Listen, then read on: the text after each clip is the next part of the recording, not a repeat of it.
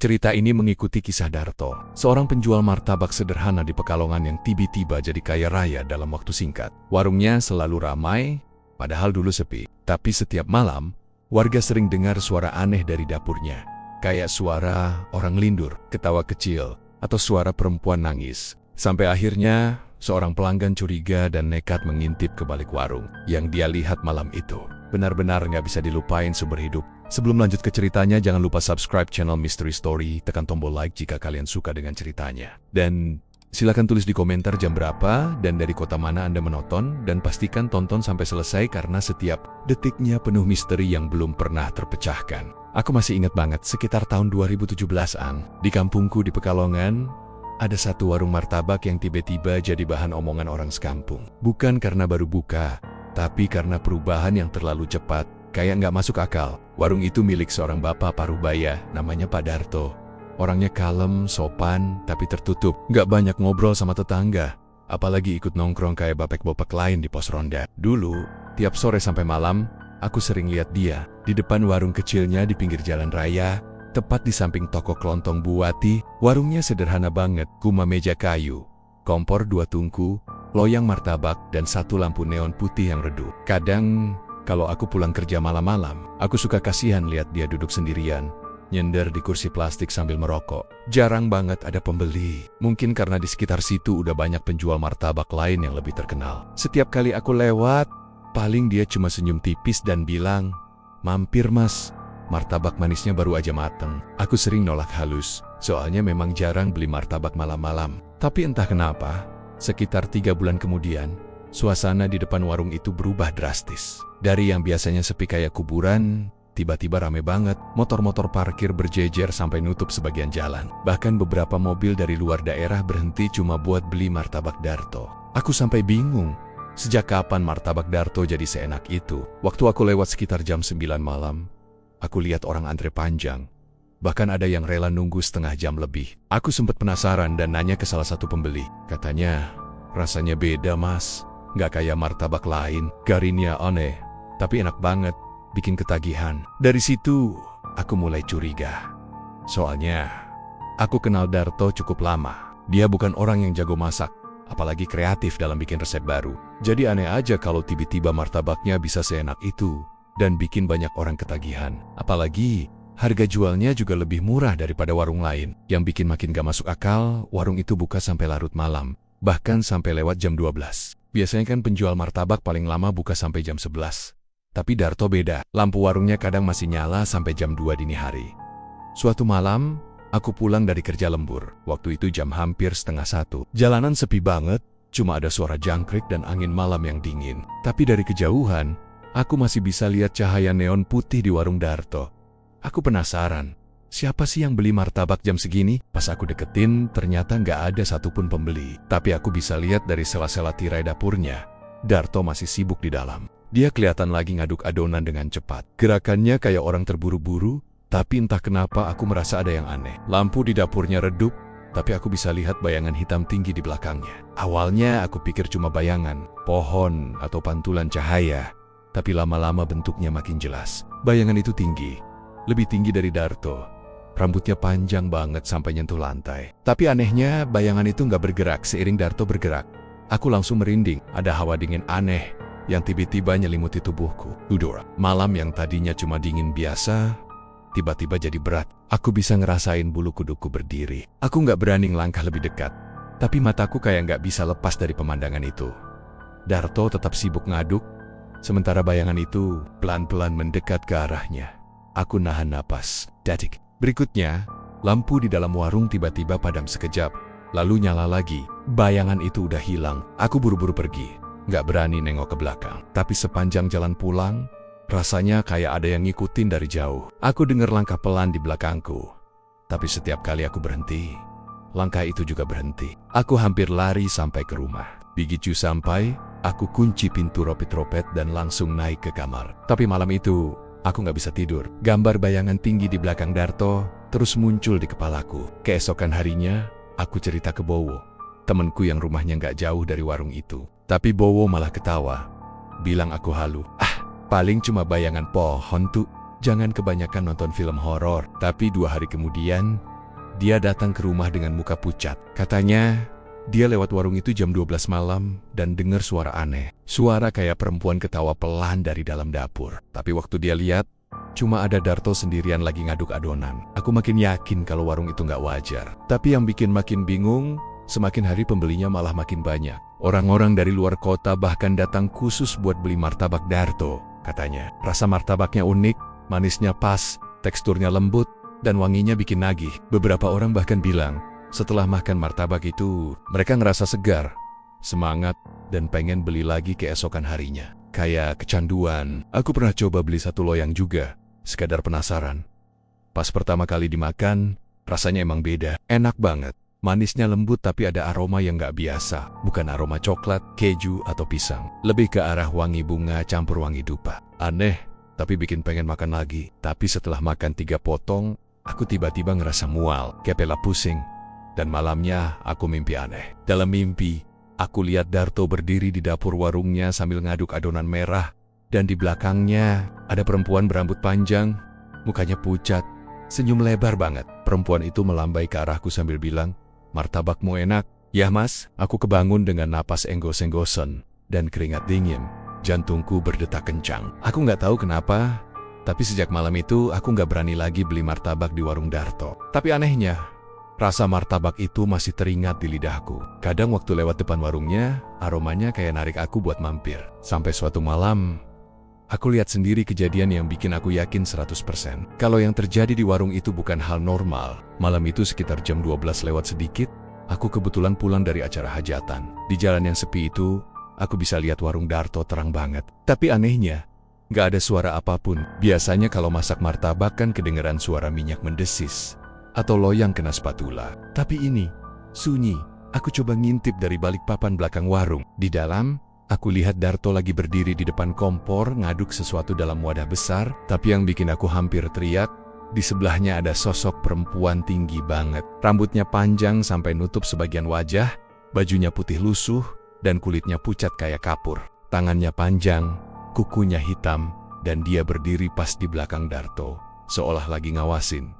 Aku terpaku, nggak bisa gerak. Rasanya tubuhku beku. Lalu tiba-tiba, perempuan itu perlahan nengok ke arahku. Matanya hitam pekat, tanpa bola mata. Dan dari bibirnya keluar senyum lebar banget, sampai pipinya sobek. Aku langsung kabur sekuat tenaga, nggak berani nengok lagi. Tapi selama aku lari, aku ngerasa kayak ada yang ngikutin di belakang. Suara langkah berat, pelan, tapi terus mendekat. Begitu sampai rumah, aku baru sadar tanganku gemetaran parah. Di bajuku ada bercak kecil warna merah, entah dari mana. Malam itu aku nggak bisa tidur. Dan sejak saat itu, aku sumpah nggak akan pernah lewat depan warung Darto sendirian lagi malam-malam. Sejak malam itu, aku sadar, warung yang tiba-tiba ramai itu bukan karena martabaknya enak, tapi karena ada sesuatu yang lebih dari sekadar adonan tepung dan gula di dalamnya. Sesuatu yang nggak seharusnya ikut bekerja di dapur manusia. Beberapa hari setelah kejadian malam itu, rasa penasaran di kepalaku makin besar. Walaupun aku masih ngerasa takut setiap kali nginget bayangan tinggi di belakang Pak Darto. Entah kenapa aku kayak pengen buktiin sendiri apa yang sebenarnya terjadi. Bowo, yang biasanya santai dan suka bercanda, malah nyaranin aku buat nyoba beli martabak di sana. Katanya, "Udah tuh jangan mikir aneh-aneh. Mungkin karena kamu ngantuk aja waktu itu. Lagian katanya martabaknya enak banget sekarang. Coba aja sekalian, biar tahu rasanya." Akhirnya malam itu, sekitar jam 8, aku sama Bowo jalan ke warung Darto. Jalanan masih rame, tapi di sekitar warung udah kelihatan antrian panjang. Orang-orang kelihatan sabar banget nunggu giliran. Padahal biasanya kalau antre lama pasti udah ngedumel. Tapi yang ini beda, wajah mereka kayak anteng. Bahkan ada yang senyum-senyum sendiri sambil ngelihat Darto masak. Aku sempat perhatiin juga, wangi dari warung itu aneh. Bukan cuma wangi mentega atau coklat kayak biasanya, tapi ada aroma lain yang samar. Kayak wangi dupa bercampur bau besi. Waktu sampai di depan, Darto nyambut kami dengan wajah datar, tapi senyum kecil. "Lo Mas Tono, Mas Bowo, baru mampir lagi." Ya, suaranya pelan tapi nadanya datar banget. Kayak bukan dia yang ngomong. Aku cuma angguk dan mesen 1 martabak manis keju coklat. Tangannya cekatan banget. Tiap gerakannya cepat dan presisi. Kayak udah hafal betul langkah-langkahnya. Tapi yang bikin merinding, di bawah meja tempat dia ngulenin adonan, aku lihat sesuatu kayak cairan kental menetes pelan. Warnanya gelap dan nempel di lantai. Aku sempat mau nanya, Tapi Bowo nyenggol lenganku pelan, nyuruh diem aja. Sekitar 15 menit kemudian, pesanan kami jadi. Darto bungkusin rapi, kasih plastik, lalu bilang, "Hati-hati di jalan, Mas. Makan di rumah aja, jangan di sini." Aku sempat ngerasa aneh dengan kalimat terakhir itu. Tapi aku anggap biasa aja. Kami pulang, bawa martabak itu ke rumahku yang cuma sekitar 100 meter dari warungnya. Begitu sampai, kami duduk di teras, buka bungkusnya bareng. Wangi martabaknya langsung nyebar. Manis banget, bikin air liur netes. Aku ambil pisau kecil buat motong, tapi pas pisau itu nembus bagian tengah martabak, tiba-tiba kayak nyangkut sesuatu keras di dalamnya. Ini apaan, Bio?" "Cock keras," kataku sambil narik pisau pelan. Pas aku angkat, dari potongan martabak itu keluar cairan merah kental, menetes ke piring. Awalnya aku pikir itu saus stroberi, tapi warnanya terlalu pekat dan agak kehitaman. Aku penasaran, lalu aku cium sedikit, dan langsung mundur. Baunya amis banget, bukan amis buah atau selai, tapi amis yang familiar, kayak darah segar. Aku dan Bowo saling pandang, sama-sama bingung. "Bio, ini darah kan?" tanyaku pelan. Bowo kelihatan ragu, tapi wajahnya pucat. "Why kali, tuh, masa martabak pakai darah?" "Coba tanya aja ke Darto." Aku masih belum yakin, tapi rasa penasaran ngalahin rasa takutku. Aku bawa potongan martabak itu balik ke warung Darto, sementara Bowo nunggu di rumah. Waktu aku sampai, warungnya udah agak sepi, cuma tinggal 2 pembeli terakhir yang lagi nunggu pesanan. Aku tunggu sampai mereka pergi. Baru aku maju ke depan dan buka bungkus martabak yang tadi. "Pak, ini martabak yang saya beli tadi. Kok kayak ada darahnya ya?" Darto berhenti ngaduk adonan. Dia pelan-pelan nengok ke arahku, terus senyum tipis. Tapi senyumannya aneh, kayak dipaksa. "Ah, itu cuma selai stroberi, Mas. Emang stroberinya agak kental." Suaranya datar, tapi dingin. Matanya menatap aku lama, kosong, kayak nggak ada kehidupan di sana. Tatapan itu bikin aku merinding. Rasanya kayak ditatap orang yang udah lama nggak tidur, atau lebih parah, orang yang udah bukan manusia lagi. Aku nggak bisa ngomong apa-apa, cuma ngangguk pelan dan pamit. Tapi sebelum aku pergi, aku sempat lihat sesuatu dari balik dapur. Ada sesuatu kayak kendi besar yang ditutup kain hitam di pojokan. Dari celah kain itu, aku ngelihat cairan merah netes pelan ke lantai. Dan di atasnya, ada lalat yang berterbangan. Aku pura-pura nggak lihat dan langsung jalan cepat meninggalkan warung itu. Sampai rumah, Bowo masih duduk di teras sambil liatin martabak. "Gimana tuh?" katanya, penasaran. Aku jawab singkat. Katanya stroberi. Kami berdua ketawa kecil, tapi tawa itu hambar, kaku, kayak cuma buat ngusir takut. Walau sempat ragu, entah kenapa aku tetap pengen coba martabak itu lagi. Mungkin karena baunya masih menggoda. Akhirnya aku ambil sepotong kecil, aku gigit, dan rasanya gila. Enak banget, teksturnya lembut, manisnya pas, dan tiap gigitan kayak bikin lidah ketagihan. Tapi setelah beberapa gigitan, aku mulai ngerasa aneh. Kepala terasa berat, berdenyut pelan, pandangan agak buram, dan jantung berdetak cepat. Aku lihat ke arah Bowo, dia juga lagi makan dengan lahap, tapi wajahnya mulai pucat. "Bio, kamu nggak pusing?" Tonyak, dia cuma ngangguk pelan, matanya mulai kosong. Beberapa menit kemudian, kami berdua tiba-tiba kayak kehilangan kesadaran sebentar. Aku ingat samar-samar. Pandanganku gelap, tapi di antara gelap itu, aku lihat sosok perempuan berdiri di depan warung Darto. Rambutnya panjang banget, wajahnya nggak jelas, tapi dia ngeliatin aku sambil senyum. Aku nggak tahu itu mimpi atau halusinasi, tapi rasanya nyata banget. Aku kebangun dengan keringat dingin, dan martabak di piring udah nggak ada. "Beo, kamu makan habis semua?" Tonyak, tapi Bowo cuma diem, matanya kosong. Lalu pelan-pelan bilang, "Ada yang ngambil." Perempuan rambut panjang, dia bilang martabak itu buat dia. Aku langsung merinding, darahku kayak berhenti mengalir. Aku lihat ke arah piring kosong, dan entah kenapa, di bagian dasar piring itu ada bercak kecil warna merah gelap. Malam itu aku nggak bisa tidur. Setiap kali merem, aku kayak dengar suara bisikan di telingaku. Pelan tapi jelas, enak ya, rasanya darah segar manusia. Aku spontan bangun, napas ngos-ngosan, jantung berdebar kencang. Aku tengok ke jendela, dan aku lihat siluet perempuan berdiri di luar. Rambutnya terurai, tubuhnya diam, tapi aku tahu dia ngeliatin aku. Aku langsung tarik gorden dan baca doa sai kuat-kuatnya sampai akhirnya aku ketiduran menjelang subuh. Besoknya, aku bangun dengan kepala berat, dan lidahku masih terasa manis, tapi bukan manis gula, lebih kerasa metalik, kayak habis jilat besi. Aku pergi ke rumah Bowo, tapi ibunya bilang Bowo demam tinggi semalaman. Badannya panas, tapi tangannya dingin. Dia ngelantur terus ngomong hal yang sama, Jangan kasih dia lapar nanti marah. Aku ngerasa bersalah. Ngeri juga. Aku coba datang lagi ke warung Darto. Tapi siangnya warung itu tutup. Hanya papan kayu tertutup kain hitam di depan pintu. Dan bau amis samar-samar masih tercium. Aku lihat dari jauh. Ada noda merah kecil di lantai depan warung. Kayak bekas sesuatu yang netes dari dalam. Beberapa warga yang lewat bilang kalau malam sebelumnya ada pembeli yang muntah darah setelah makan martabak Darto. Tapi anehnya, paginya orang itu malah datang lagi buat beli. Katanya, martabaknya bikin tenang. Dari situ aku makin yakin martabak itu bukan sekadar makanan biasa. Ada sesuatu yang bikin orang ketagihan.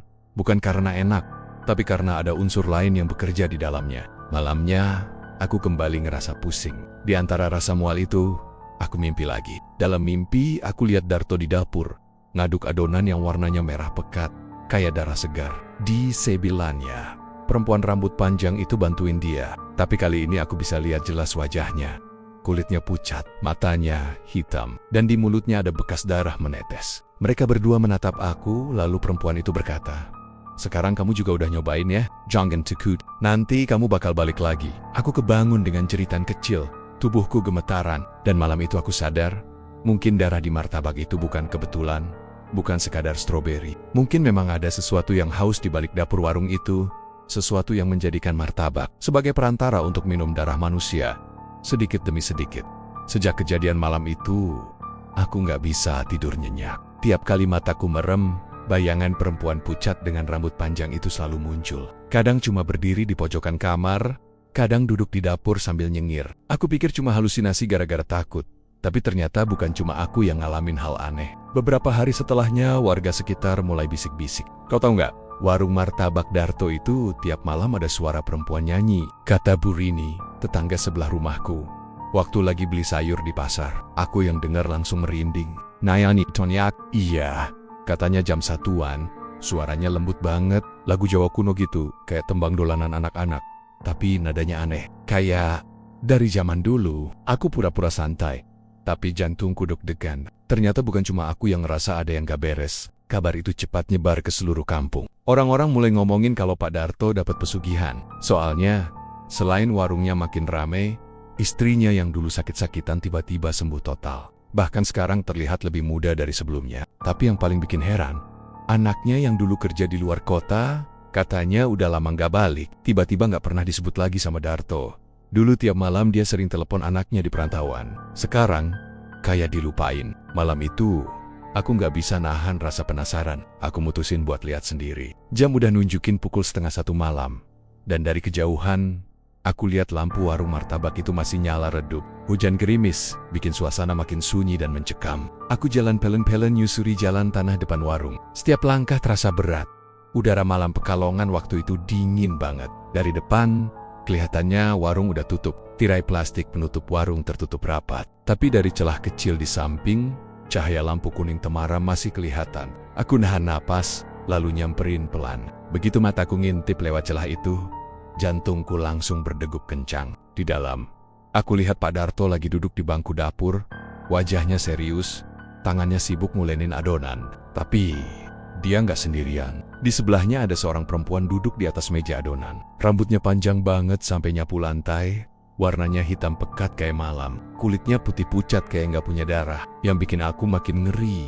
Matanya hitam legam, gak ada bagian putihnya sama sekali. Suara yang tadi diceritain warga itu ternyata beneran ada. Perempuan itu nyanyi pelan banget, pakai bahasa Jawa halus. Lagunya kayak lagu Nina Bobo, tapi nadanya ganjil.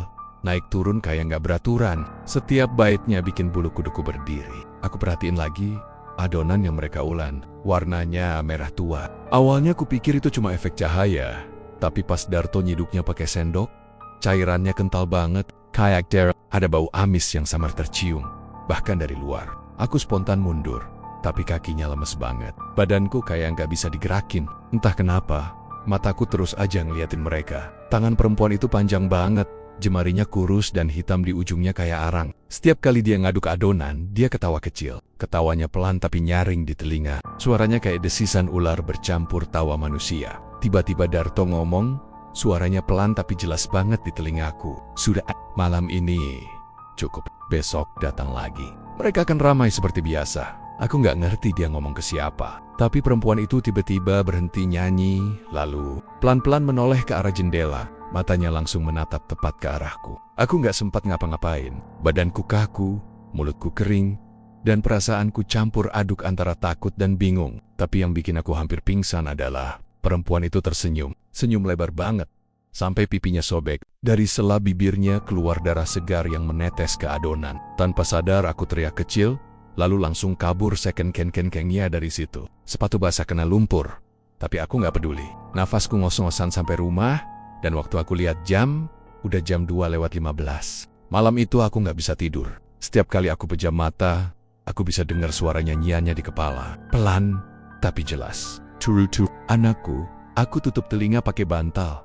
Tapi suaranya makin keras. Aku coba nyalain TV, tapi malah kedengeran dari belakang rumah. Aku nggak tahu itu halusinasi atau beneran, tapi aku ngerasa ada sesuatu berdiri di depan jendela kamarku. Besok paginya aku langsung ke rumah Bowo buat cerita. Tapi begitu aku ceritain semuanya, dia malah diem. Wajahnya pucat. Aku juga denger Jo. Katanya lirih. Rumahku kan deket warung Darto.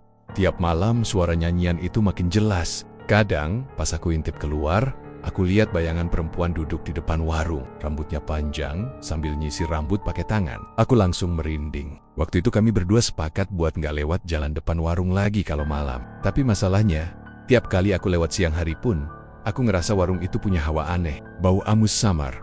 Dan ada rasa sesak di dada kalau berdiri terlalu lama di depan sana. Beberapa hari kemudian, Bowo cerita lagi. Katanya semalam dia ngimpi. Dalam mimpi itu, dia duduk di kursi warung Darto, dan perempuan itu nyodorin sepiring martabak merah. Coba rasakan kelezatannya, katanya dalam mimpi. Tapi begitu Bowo makan, di dalam martabak itu ada potongan kuku dan rambut manusia. Waktu bangun, dia langsung muntah-muntah. Badannya demam tinggi sampai 2 hari. Dan sejak itu, Bowo nggak pernah mau ngomongin soal warung Darto lagi. Aku makin yakin, ada sesuatu yang jahat di balik warung martabak itu. Tapi anehnya, warung itu malah makin ramai. Tiap malam pembeli rela antre sampai 2 jam. Orang-orang bilang rasanya luar biasa enak. Tapi dari raut wajah mereka, aku ngerasa ada yang gak beres. Kayak mereka lagi ketagihan. Bukan cuma suka. Malam-malam berikutnya, aku dengar lagi suara nyanyian itu. Kali ini bukan dari arah warung, tapi dari belakang rumahku sendiri. Aku langsung bangun, nyalain senter, dan pelan-pelan jalan ke dapur. Dari sana, aku lihat sesuatu di luar jendela. Perempuan itu. Dia berdiri di kebun belakang, rambutnya menutupi wajah, tapi aku bisa lihat bibirnya bergerak, nyanyi pelan banget sambil nunjuk ke arahku. Aku mundur perlahan, tapi tiba-tiba lampu dapur padam. Jalap total, suaranya makin jelas. Sekarang disertai suara langkah kaki masuk lewat pintu belakang. Aku langsung lari ke kamar, kunci pintu, dan duduk di pojokan sambil megang senter. Sepanjang malam, aku cuma bisa dengar suara itu di luar pintu. Pelan, lirih, nyanyi terus sampai azan subuh. Dan sejak malam itu, aku tahu satu hal. Perempuan yang aku lihat di warung Darto bukan cuma makhluk yang bantu dia bikin martabak, tapi dia udah mulai ngikutin siapapun yang tahu rahasianya. Perubahan hidup Darto bener-bener bikin warga kampung geger. Cuma dalam waktu beberapa bulan, hidupnya berubah total. Dulu rumahnya kecil, dindingnya masih anyaman bambu. Tapi sekarang udah dibongkar dan dibangun jadi rumah tembok 2 lantai, catnya kinclong, ada pagar besi besar di depannya. Di garasinya, ada motor gede baru yang setiap pagi kelihatan dicuci sama orang suruhan. Kadang juga lewat mobil putih yang platnya mahal. Katanya itu mobil sewaan, tapi lama-lama kayaknya punya sendiri. Orang-orang pada heran. Gimana bisa cuma jualan martabak bisa sekaya itu? Aku pun mikir gitu. Karena aku tahu betul dulu, tiap malam Darto paling cuma laku 2 atau 3 loyang. Sekarang, dia bisa buka sampai subuh, pembelinya nggak pernah sepi. Bahkan ada yang ngantri sambil duduk di trotoar. Tapi tetap aja, rasanya kayak ada sesuatu yang gak wajar. Waktu aku coba ngobrol sama dia siang-siang, aku tanya, "Pak, sekarang warungnya rame banget ya? Rahasianya apa, Pak?" Darto cuma nyengir kecil. "Rezeki dari Allah, Mas. Kalau niat kerja bener, ya dibukain jalan." Suaranya datar, tapi matanya kosong. Tatapannya tajam, tapi dingin. Kayak gak ada perasaan. Aku cuma bisa senyum kaku. Tapi di dalam hati rasanya nggak enak banget. Yang bikin makin aneh, istrinya sekarang jarang banget kelihatan. Padahal dulu tiap malam dia yang bagian moto martabak sambil nyapa pembeli. Sekarang tiap kali aku lewat, yang kelihatan cuma Darto sendirian. Pernah aku tanya ke salah satu pembeli, katanya istrinya sakit keras. Tapi anehnya nggak pernah dibawa ke rumah sakit. Bahkan warga yang pernah ngintip ke rumahnya bilang, tiap malam dari arah rumah Darto suka terdengar suara perempuan nangis lirik. Kadang juga kayak ada yang nyanyi lagu Jawa pelan banget, mirip kayak suara yang dulu aku dengar dari warung. Suatu malam, Pak RT yang rumahnya cuma 2 gang.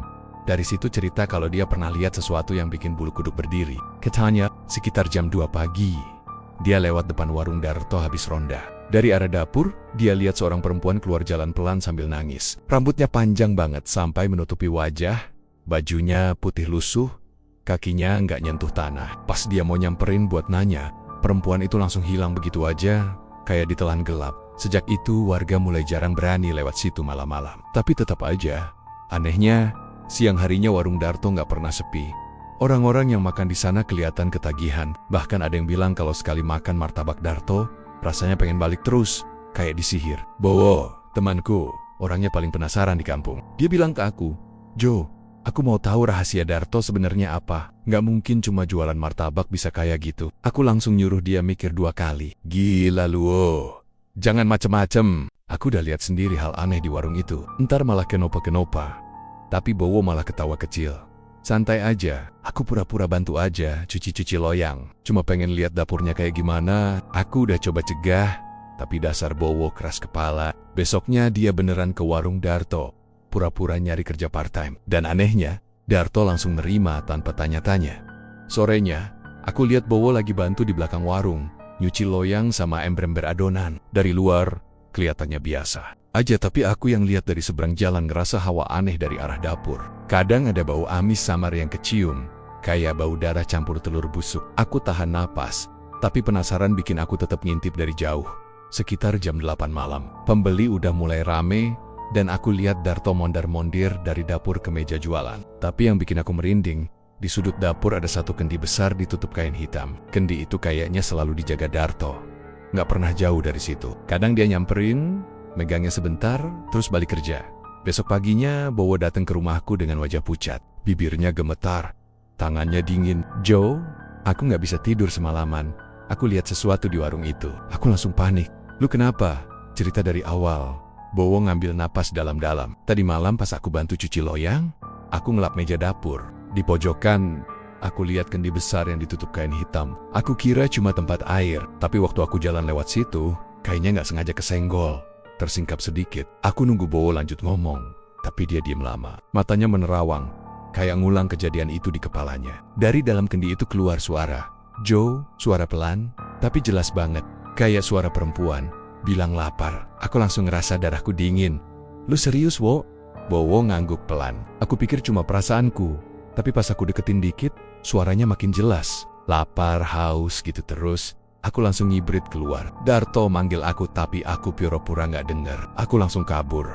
Aku merinding dengar ceritanya. Lu nggak balik lagi ke sana, kan? Bowo geleng cepat. Nggak, Jo. Aku sumpah, nggak bakal balik. Tapi aku yakin, kendi itu bukan kendi biasa. Ada sesuatu di dalamnya. Malamnya aku nggak bisa tenang. Pikiranku terus muter-muter ngebayangin kendi hitam itu. Apa mungkin di dalamnya ada makhluk halus? Atau mungkin tumbal pesugihan? Aku nggak berani nebak, tapi perasaan aneh di dada makin kuat. Beberapa hari kemudian, ada kejadian aneh lagi. Seorang pembeli yang sering makan di warung Darto tiba-tiba meninggal mendadak. Katanya, pas lagi makan martabak, dia tiba-tiba kejang-kejang, matanya melotot, dan dari mulutnya keluar darah segar. Tapi anehnya, begitu mayatnya dibawa ke rumah sakit, semua orang di sana bilang tubuhnya dingin banget, kayak udah meninggal lama. Darto sempat datang ke pemakaman, pakai baju hitam dan wajah datar tanpa ekspresi. Setelah itu, dia langsung balik jualan seolah nggak terjadi apa-apa. Orang-orang makin yakin kalau kekayaannya ada hubungannya sama hal gaib. Tapi tetap aja, mereka nggak bisa berhenti beli martabaknya. Kayak udah kecanduan. Aku sendiri mulai ngerasa terganggu. Tiap malam mimpi aku dipanggil suara perempuan. Kadang dari arah dapur rumahku, kadang dari jendela. Suaranya halus tapi dingin.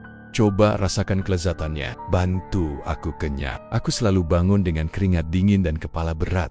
Suatu pagi, aku lewat depan warung Darto. Pintu warungnya kebuka dikit, dan aku sempat lihat Darto duduk di lantai dapur. Di depannya, kendi hitam itu terbuka. Dari dalamnya keluar asap tipis kayak kabut. Dan entah kenapa, aku bisa dengar bisikan halus banget. Suara perempuan. Aku nggak bisa nangkep jelas katanya. Tapi satu kalimat bikin aku lemes. Kalau dia tahu rahasiamu, jadikan dia tumbal selanjutnya. Aku langsung mundur, pura-pura nggak lihat apa-apa dan cepat-cepat pergi. Tapi sejak hari itu, Darto selalu nyapa aku tiap lewat. Senyumnya datar, tapi tatapannya dalam banget, kayak lagi ngukur sesuatu di dalam diriku. Aku tahu, cepat atau lambat, aku bakal ikut terseret ke dalam misteri gelap warung martabak itu. Malam itu udara Pekalongan lagi aneh banget. Angin berhembus pelan, tapi hawa panasnya nempel di kulit. Bikin gerah nggak wajar. Aku dan Bowo duduk di depan rumah. Masih bahas kejadian kendi hitam dan suara lapar yang dia dengar waktu bantu Darto. Dari tadi kami berdua cuma diam. Sampai akhirnya Bowo buka suara. Jo, kita harus lihat sendiri bro. Kalau enggak, kita nggak bakal pernah tahu apa yang sebenarnya dia lakuin. Aku langsung nengok. Ngerasa jantungku berdetak kencang. Lu mau ngintip lagi? Tanyaku pelan. Dia angguk pelan tapi yakin. Iya, tapi kali ini kita bareng-bareng. Aku sempet ragu. Bayangan perempuan berambut panjang dari warung itu masih sering muncul di mimpiku. Tapi entah kenapa, rasa penasaran selalu ngalahin rasa takut. Akhirnya, sekitar jam 11 malam, kami siap-siap. Aku bawa senter kecil dan handphone buat rekam. Bowo bawa pisau dapur. Katanya cuma buat jaga-jaga. Kami jalan pelen-pelen nyusuri gang kecil menuju warung martabak Darto. Suasana kampung sepi banget. Lampu jalan cuma 1-2 yang nyala. Sisanya gelap total. Sesekali anjing kampung menggonggong dari kejauhan. Seolah tahu kami lagi mau ngelakuin sesuatu yang gak seharusnya. Begitu sampai di depan warung, kami langsung sembunyi di balik pohon mangga besar yang tumbuh gak jauh dari sana. Dari posisi itu, kami bisa ngintip ke arah jendela dapur warung Darto. Jam di HP-ku nunjukin pukul 12:15.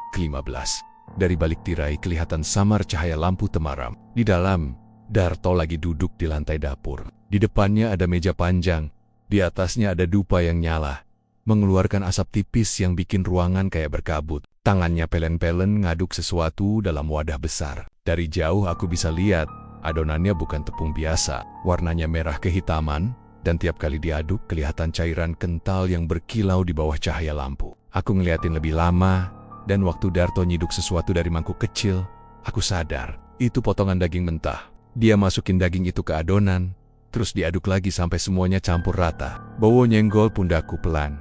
Matanya melebar. Itu daging apaan, Jo? Bisiknya pelan banget. Aku nggak jawab. Aku juga nggak mau nebak, tapi jantungku mulai berdetak makin keras. Tiba-tiba, Darto berhenti ngaduk. Dia berdiri, jalan ke arah kendi hitam besar di pojok dapur. Dia buka kain penutupnya pelen-pelen, dan dari dalamnya keluar suara lirih banget, kayak desahan, tapi panjang dan berat. Aku sampai nahan napas waktu dengar itu. Dari dalam kendi keluar kabut hitam tipis yang menguap ke udara. Tiba-tiba, di atas meja adonan, muncul sosok perempuan itu. Badannya melayang, kakinya nggak napak tanah. Rambutnya menjuntai panjang sampai lantai.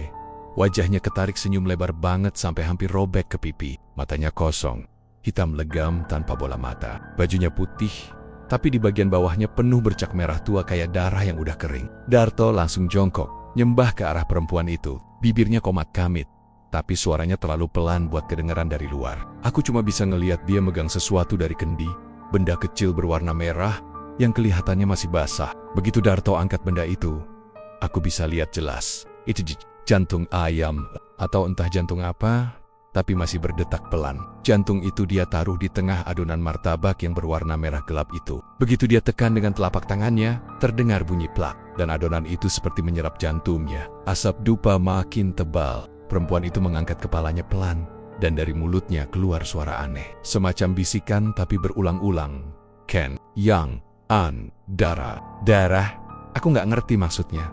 Tapi setiap suku katanya bikin bulu kuduku merinding. Darto lalu berdiri, dan matanya tiba-tiba melotot. Tangannya diangkat ke atas, terus menunduk ke arah perempuan itu. Yang mulia, ini tumbal malam ini. Berkatilah daganganku, biar orang-orang terus datang mencicipi. Perempuan itu senyum, tapi senyumnya aneh. Terlalu lebar, terlalu dingin. Dari mulutnya keluar cairan hitam yang menetes ke adonan. Cairan itu ngebentuk pola kayak wajah manusia yang kesakitan, lalu hilang begitu aja terserap ke adonan. Aku dan Bowo saling lihat. Napas kami udah ngos-ngosan. Kita harus cabut, Jo, bisik Bowo. Tapi aku belum bisa gerak. Badanku kaku, mataku kayak nempel ke pemandangan itu. Sampai akhirnya Darto ngambil sebatang dupa, terus matanya menatap ke jendela, arah kami. Aku langsung panik, narik Bowo buat merunduk di balik batang pohon. Kami tahan napas, takut ketahuan. Tapi detik berikutnya, dari arah dalam warung terdengar suara perempuan itu ketawa kecil. Tawa pelan tapi nyaring, kayak nyeret di telinga. Nggak usah sembunyi, suaranya melengking, tapi datar. Aku dan Bowo langsung saling tatap, wajah kami pucat. Bowo hampir teriak, tapi aku langsung tutup mulutnya. Jantungku berdebar keras banget. Aku bisa dengar suara langkah pelan dari dalam warung. Semakin lama semakin dekat ke arah jendela. Tirai di jendela itu bergerak sedikit, kayak ada yang mau buka dari dalam. Aku dan Bowo langsung bangkit dan lari seken-ken-ken-ken tanpa pikir apa-apa. Aku nggak peduli tanah becek atau rumput tajam. Aku cuma pengen jauh dari sana. Angin malam terasa dingin banget di kulit. Di belakang kami masih terdengar samar suara tawa perempuan itu.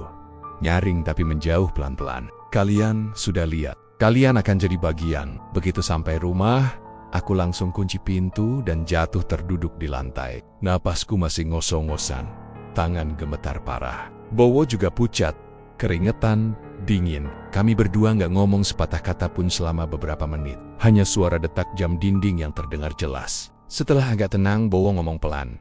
Jo, kita udah kebablasan. Kita udah lihat sesuatu yang seharusnya nggak boleh dilihat. Aku cuma bisa angguk. Lu pikir itu pesugihan? Tonyak. Bowo ngelus wajahnya, matanya kosong. Bukan cuma pesugihan biasa, itu kayak perjanjian. Darto nggak jualan martabak buat manusia lagi. Dia jual buat mereka. Malam itu aku nggak tidur sama sekali. Setiap kali aku pejam mata, aku ngelihat perempuan itu berdiri di dapur Darto, menatapku dari balik jendela. Kadang aku ngerasa ada yang duduk di ujung ranjang kayak nangguin. Aku dengar napas pelan, panjang, di dekat telinga. Tapi waktu aku nengok, nggak ada siapa-siapa. Keesokan paginya, aku coba pura-pura biasa. Tapi pas lewat depan warung Darto, aku lihat sesuatu di papan kayunya. Ada bercak merah gelap di lantai depan warung, kayak bekas darah yang udah kering. Dan yang bikin aku tambah merinding, di sebelah kendi hitam di dapur, aku lihat sesuatu tergantung. Potongan kain hitam yang basah, meneteskan cairan merah. Aku nggak tahu apa itu,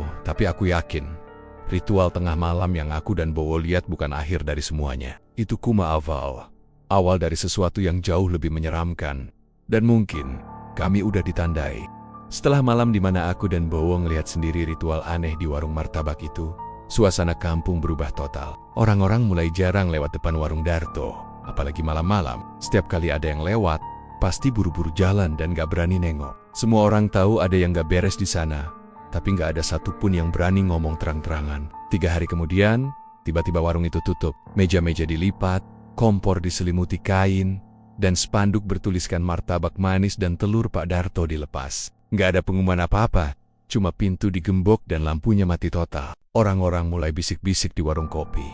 Katanya istrinya Darto meninggal. Katanya lagi, meninggalnya nggak wajar. Aku sempat dengar cerita dari Bu Sarti, tetangga yang rumahnya paling dekat sama warung itu. Katanya malam sebelum warung tutup, dia kebangun karena dengar suara perempuan menjerit dari arah dapur martabak. Suaranya panjang dan serak, kayak orang lagi disiksa. Setelah itu, hening. Besok paginya, ambulans datang diam-diam. Gak ada yang tahu siapa yang nelpon, tapi mereka bawa satu jenazah yang dibungkus kain putih. Pemakamannya berlangsung cepat, bahkan bisa dibilang terburu-buru. Aku sama Bowo sempat datang karena penasaran. Waktu itu cuma ada 5 orang, 2 warga, 1 petugas pemakaman, Darto, dan 1 orang laki-laki tua yang kayaknya dukun. Mereka nggak baca doa panjang, cuma ngubur sambil komat kamit pelan. Darto nggak nangis sama sekali, wajahnya datar, tapi di matanya ada sesuatu yang ganjil gelap, kosong, kayak bukan manusia lagi. Setelah itu, Darto ngilang. Rumahnya kosong, pintu dikunci dari dalam, tapi waktu warga dobrak, ternyata dia udah nggak ada. Barang-barang masih lengkap, cuma kendi besar yang dulu dilihat Bowo di dapur martabak hilang. Dari situlah gosip makin ramai. Ada yang bilang Darto kabur ke kota lain, ada juga yang bilang dia ikut ngilang bareng makhluk pesugihan itu. Malam pertama setelah warungnya tutup, aku sempat lewat sana pas pulang kerja. Warungnya gelap, tapi waktu aku jalan pelan-pelan, tiba-tiba dari dalam terdengar suara sesh kayak minyak goreng mendidih. Bau amis campur gosong nyengat banget sampai bikin perut mual. Aku nyoba ngintip lewat celah pintu, tapi cuma kelihatan bayangan api kecil dari arah dapur. Padahal warung itu jelas terkunci dari luar. Besoknya aku cerita ke Bowo, dia malah pucat, terus bilang, aku juga dengar suara yang sama. Tapi aku dengar ada yang ketawa pelan. Suara perempuan. Aku merinding waktu dia ngomong gitu. Kami sepakat buat nggak ngelakuin apa-apa dulu. Tapi kampung kami kayak nggak dikasih tenang. Beberapa warga mulai ngalamin kejadian aneh. Ada yang mimpi didatangi perempuan berambut panjang yang minta tolong sambil bilang, "Aku lapar." Ada juga yang ngaku tiap lewat depan warung, telinganya dengar bisikan halus, "Coba martabaknya, enak banget." Gurihnya darah. Pak RW akhirnya mutusin buat manggil Ustadz dari kampung sebelah. Namanya Ustadz Zain. Orangnya kalem tapi tegas. Malam Jumat Kliwon, Ustadz itu datang bareng beberapa warga, termasuk aku dan Bowo. Kami bawa senter, air doa, dan niat buat ngelihat langsung apa yang masih ada di warung itu. Waktu kami buka gembok pintunya, hawa dingin langsung keluar dari dalam. Kayak angin dari kuburan, bau amisnya makin parah. Dinding warung yang dulu bersih, sekarang berlumut dan lembab, kayak nggak pernah dijamah manusia lagi. Tapi yang paling aneh, di dapur masih ada wajan besar di atas kompor. Di dalamnya ada adonan martabak yang udah hitam dan kering. Tapi di permukaannya kayak ada bercak merah gelap mirip darah yang mengering. Ustadz Zain langsung baca doa keras-keras. Suaranya mantap, tapi pas dia baca ayat tertentu, tiba-tiba wajan itu goyang sendiri. Dari dalamnya keluar asap tipis. Terus muncul suara lirih, "Darto, aku lep." Beberapa warga langsung teriak. Ada yang lari keluar, tapi Ustadz terus baca doa. Makin keras, asap makin pekat.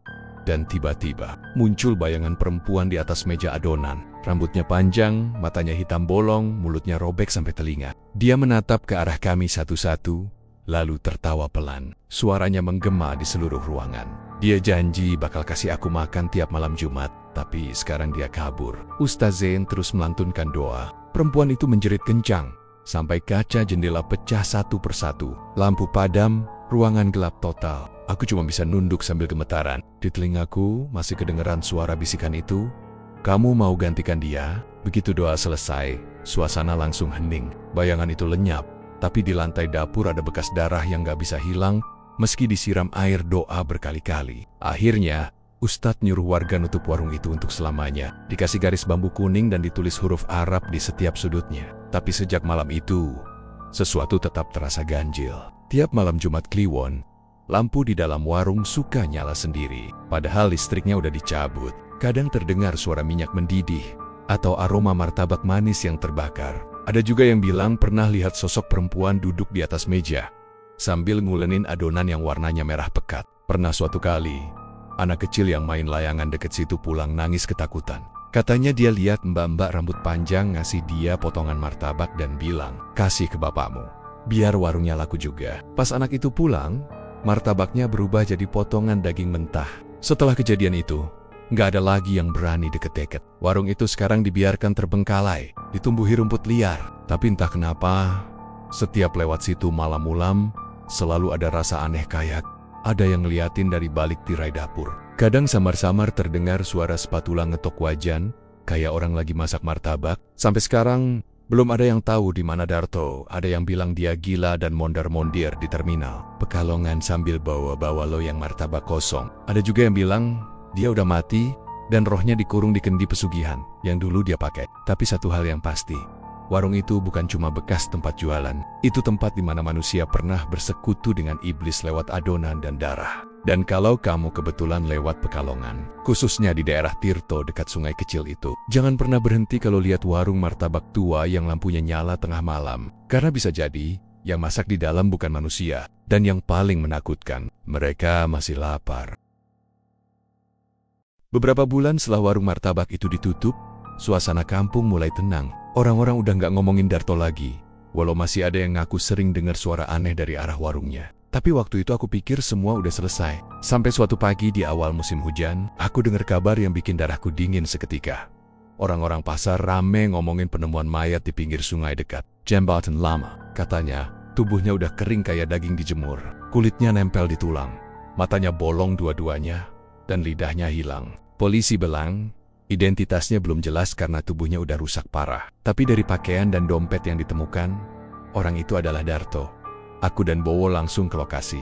Waktu itu udah banyak orang yang ngumpul di tepi sungai. Airnya keruh, bau amis bercampur lumpur, dan di situ di antara bebatuan, tubuh Darto terbujur kaku. Wajahnya kering, kulitnya retak, tapi bibirnya seolah masih senyum. Aku hampir muntah liatnya. Tapi yang paling bikin bulu kuduk merinding, di dadanya ada tulisan besar pakai arang.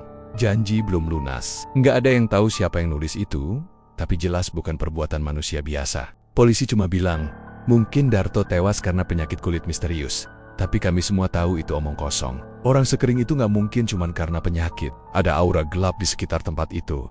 Sejak hari itu, banyak kejadian aneh muncul lagi. Warung martabak yang udah ditutup rapat itu, tiba-tiba lampunya nyala sendiri tiap malam Jumat Kliwon. Padahal kabel listriknya udah dicabut sejak lama. Kadang dari arah dapur terdengar bunyi spatula ngetok loyang pelan-pelan, diikuti suara perempuan nyanyi lirih, lagu Jawa yang sama seperti dulu. Pelan, lembut, tapi bikin bulu kuduk berdiri. Beberapa orang nekat pengen buka warung itu lagi. Katanya, sayang, tempatnya strategis. Kalau direnovasi dikit, pasti rame lagi, tapi nggak ada satupun yang berhasil. Yang pertama coba buka, seorang pemuda dari desa sebelah, namanya Arman. Baru seminggu buka jualan, dia mulai aneh. Tiap malam ngeluh mimpinya didatangi perempuan rambut panjang yang duduk di dapur sambil ngulenin adonan merah. Katanya perempuan itu selalu bilang, kamu harus terus masak, jangan berhenti. Akulah. Seminggu kemudian, Arman ditemukan pingsan di dapur warung. Di depan kompor, ada wajan panas berisi adonan yang menggumpal seperti darah. Tangannya melepuh dan di lantai ada tulisan dari minyak gosong giliranmu. Setelah sadar, Arman kabur dari kampung. Katanya nggak mau balik lagi ke Pekalongan seumur hidup.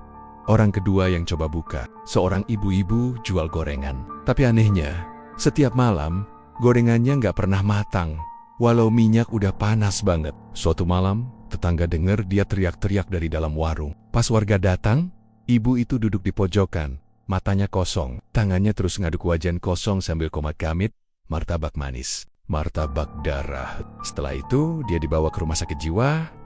Akhirnya warung itu dikosongin lagi. Tapi warga udah kapok, nggak ada yang mau lewat situ malam-malam, apalagi mampir.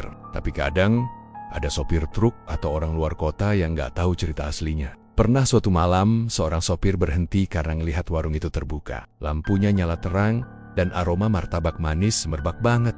Dia bilang, waktu masuk ke dalam, ada seorang bapek bopak yang mukanya ramah banget. Nyambut dia sambil bilang, silakan mas, martabak baru matang nih. Sopir itu makan di tempat. Katanya rasanya enak banget, manis gurih, bikin ketagihan. Tapi pas besoknya dia lewat lagi pagi-pagi, warung itu tutup rapat, penuh debu, dan gak ada tanda ada orang jualan semalam. Beberapa hari kemudian, sopir itu jatuh sakit aneh. Badannya kering, kulitnya retak-retak, dan tiap malam dia teriak minta air. Kata keluarganya, waktu terakhir sebelum meninggal, dia terus ngulang satu kalimat, rasanya manis, tapi emes.